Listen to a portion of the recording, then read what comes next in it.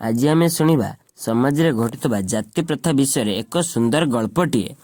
गाँव रे थिला गोटिए पुओ, ता नाम हैला रवि।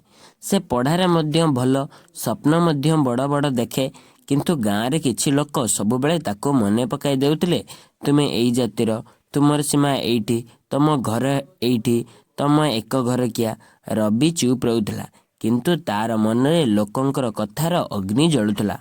स्कूल रे से प्रथम हैला, लोक कहले भाग्य अनुसार फल मिलिला। कॉलेज गला, लोक कहले देखिबा केते दिन कॉलेज जीव। से हंसिला नहीं, झगड़ा मध्य कला नहीं, से काम कला। किछि वर्ष परे से गाँव को ऑफिसर होई फेरिला।